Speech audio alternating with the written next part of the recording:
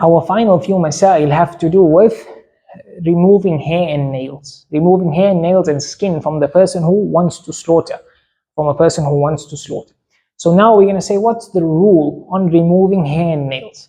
Okay, before that, we say this rule applies to the person who wants to slaughter. Now, wanting to slaughter, we say at which moment of wanting to slaughter, does it mean you've bought the animal? Or does it mean intending? This applies to what we mentioned yesterday, and niyya sughra, the minor intention. That's what it means. So the minor intention, we said, is before buying the animal, just merely intending to slaughter. And that's one thing, right? We say two things. Minor intention, just intending to slaughter. Number two, the 10 days of Dhul Hijjah must come in. They must come in. So once both are found, then this rule applies to you. So you could have intended to slaughter on Udhiyah, but you intended it in Ramadan. So do you start not removing your hair and nails? No, because both things have to be there. Once the sighting of Dhul Hijjah has been seen, the moon has been seen, now the rule applies to you.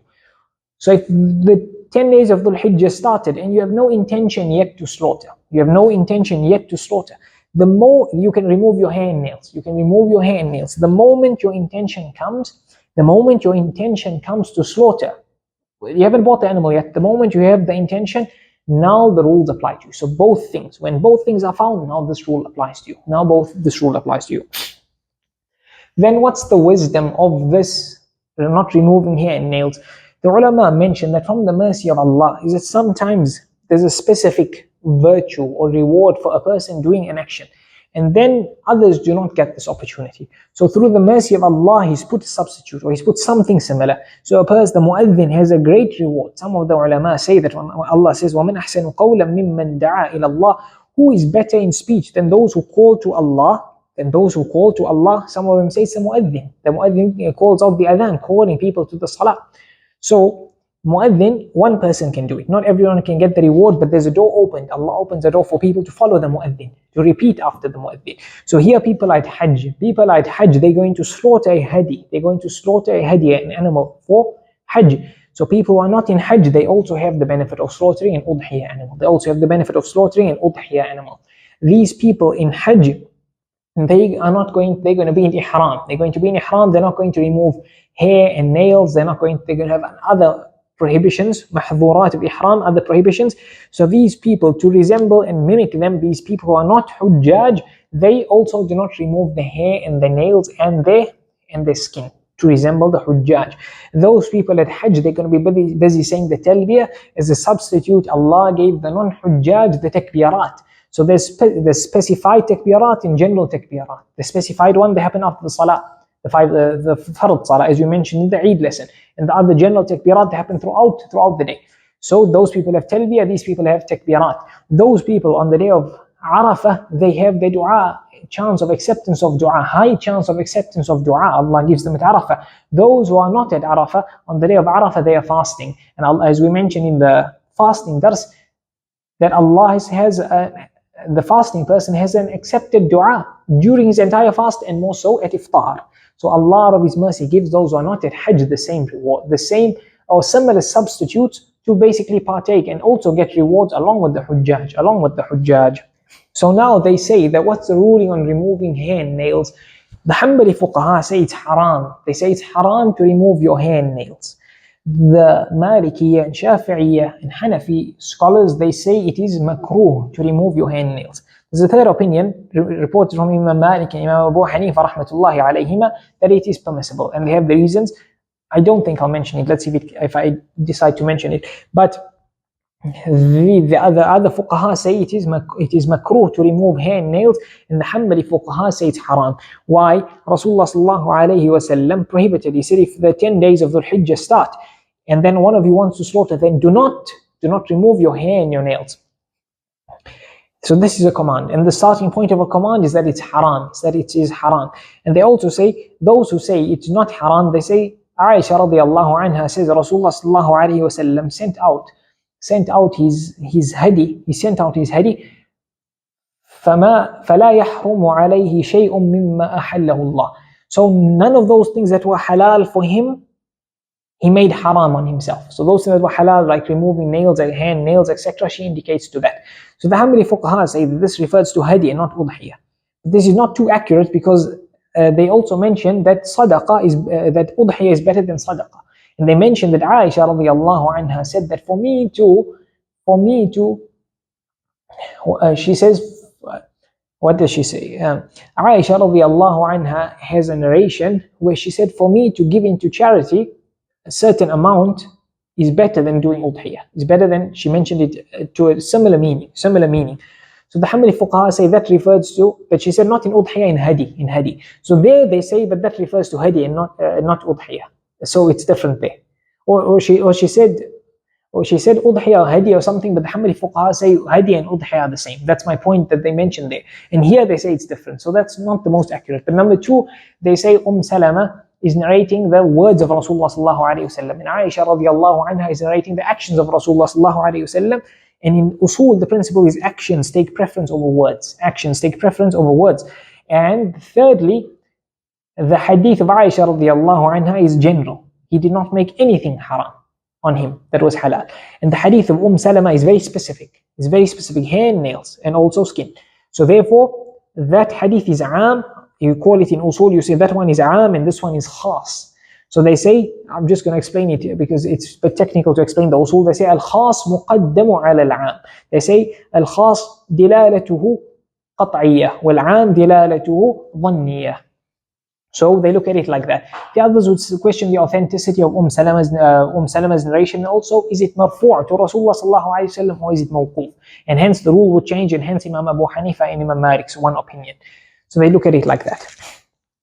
So they say then, based on the fact now there's certain things connected to this. Number one, it's haram or makruh to remove your hair, right? So now the fuqaha say that it's haram for 40 days to go by when a person has not removed his nails, clipped his nails and removed his armpit hair. So if the 40 days comes and you are in these 10 days with the intention to slaughter, what do? Those who say it's makruh would say haram takes preference. So therefore, to avoid the haram thing, you do the makruh thing. Otherwise, to get the makruh, you fall into haram, they say no. You rather get the haram thing away and fall into makruh. Another thing would be that there's certain occasions when it's wajib to remove hair and nails, or to remove one of these three things. Like, for example, at times when it would be obligatory to do circumcision for a male, then circumcision would take preference, according to those who say it. But circumcision can be delayed, so that may be for a few days. But another thing is a person who get the Islamic law, he's stolen or something and a body part gets cut, then that takes preference over the sunnah of not removing hair and nails. So now, if a person wants to perform Udhiyah and hajj, so the fuqaha mentioned, can a person who's going to do hajj of tamattu' and hajj of qiran, he's going to have a hadi, he's going to have an animal to slaughter there, can he do Udhiyah at home? Can he do Udhiyah at home? The ulama would say there's two opinions, with many saying he can, because Aisha radiallahu anha says, أدخل علينا البقر فقيل لنا أنه أضحية النبي صلى الله عليه وسلم, that a cow was entered upon us in Muslim, and it was said that this is the Udhiyah of Rasulullah صلى الله عليه وسلم. Rasulullah صلى الله عليه وسلم has gone out to hajj. So though they allow it, so now that means a person now starts the 10 days of Dhul Hijjah, he intends Udhiyah, he's now not removing his hand nails. And now he wants to go into ihram because he's going to do hajj. So now we say for hajj there's two situations. There's two situations when you remove hand nails. The one is the sunnah situation before you go into ihram to remove hair and to remove nails, etc. So here we'd say that not removing it takes preference over the sunnah. Why? Because on one hand there's something indicating permissibility and impermissibility. On one thing, impermissibility takes preference, as we mentioned last time. And the other thing is some ulama deem it haram. Some ulama deem it haram. So this, if you're out of Hanbali, you still consider the difference of opinion. If you're Hanbali, one is haram. So you do not do a haram to achieve the sunnah. So therefore, in this case, you go into ihram without fulfilling the sunnah. The second aspect is when you are finished with your umrah, then or your hajj, you're going to cut your hair. You're going to cut your hair. So now there, what some people do is they don't cut the hair until they phone home and ask, is the udhiyah done? So that would be wrong. That would be wrong. Because this, removing the hair, is an aspect of the hajj itself. It's an aspect of your nusuk itself. So there, what you do, you remove your hair. You remove your hair, even though your udhiyah might not have been slaughtered. But don't remove your nails and your armpit hair, etc. But your hair on your head, you remove it, because that's part of hajj. And then this If the rest of your body parts, wait for your udhiyah to be done. Wait for your udhiyah to be done. So we say the first 10 days of Dhul Hijjah, you do not remove your hand nails. Or if you intend to slaughter after the 10 days have started, from there the rule applies to you. And then if you're slaughtering more than one animal, this rule lifts after your first animal. So if you're slaughtering 10 on different days, once you've done your first animal, you can now remove your hand, your nails. Number one. Number two, yes, we say first 10 days, but that's in general how we say it. But if you're slaughtering on day 11 or day 12, then you continue. The rule applies to you until you've slaughtered. Until you've slaughtered. Then number three, we say the person who intends udhiyah. The person who intends udhiyah. So who is the person who intends udhiyah? A person may have some animals that he is the owner of, as a farmer or shepherd or whatever it may be, and then he specifies an animal. So he'd be the intender, or another time a person who's is paying for the udhiyah. Why do we mention this? Because a few things connected to this. Sometimes people get confused. People make somebody else the wakeel of slaughtering the animal. Sometimes people make the person a wakeel to slaughter the animal. So the person going to do the slaughtering is not the person who paid for the animal. So some people think that it's the wakeel. It's the wakeel, the one who's going to be doing the slaughtering. He should not remove hair and nails. But the answer is that it's not. It's the person who paid. He's the one who intends the udhiyah. It's the one who intends the udhiyah. Some ulama say, but this opinion many don't agree with, is that since al-wakeel ya'khudh hukm al-asil, that's how the fuqaha say, that the wakeel takes the rule of the person who he's being the representative of. So since the person who owns the udhiyah can't remove hand nails, this person is on behalf of that person, so he can't remove either. But they don't agree with this opinion, because Rasulullah said, when the days of Dhul Hijjah come, whoever intends to slaughter, this wakeel does not intend to be the person doing the udhiyah, he's just doing the slaughtering. So that's number one. So if in that case, who would be the one intending? It's the one who paid the money. The second thing is, it connects to another mas'ala, and that is a person is now slaughtering on behalf of his family, for example his household or others in his intention.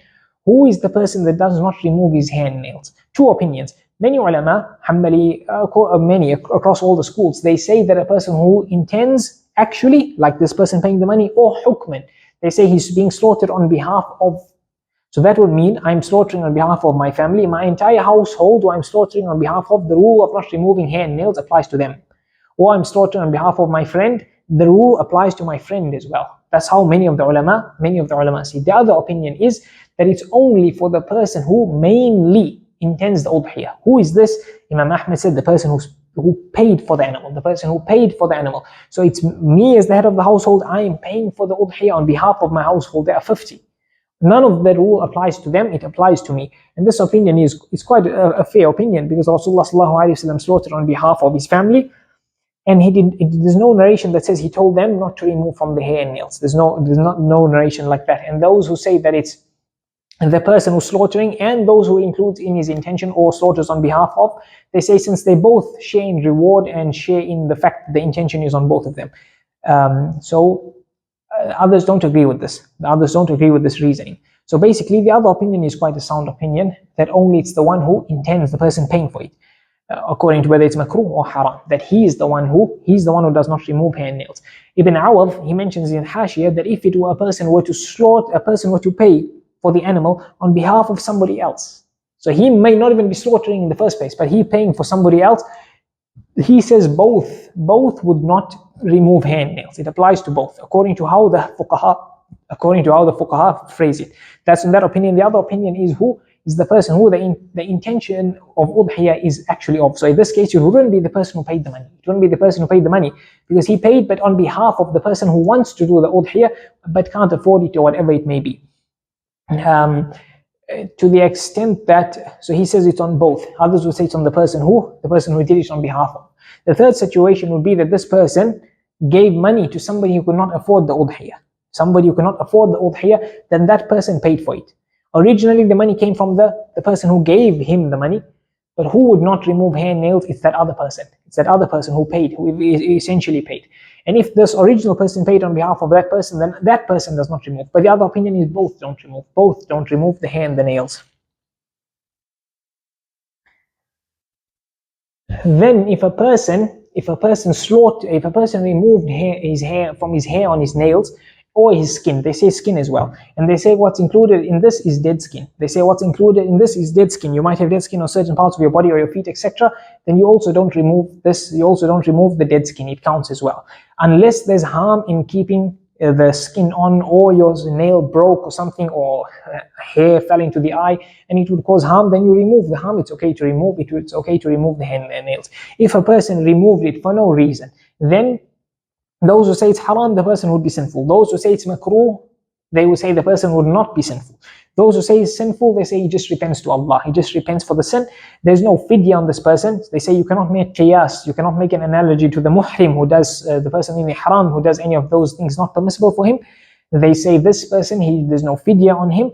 And the fact he's removed hair and nails, very important, does not have anything to do with the validity of the udhiyah.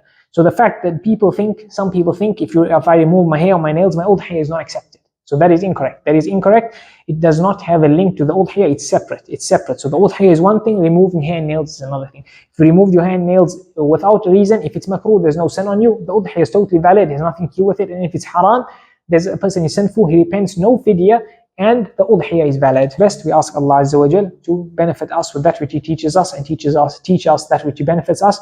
وصلى الله وسلم وبارك على نبينا محمد وعلى آله وأصحابه أجمعين والحمد لله رب العالمين.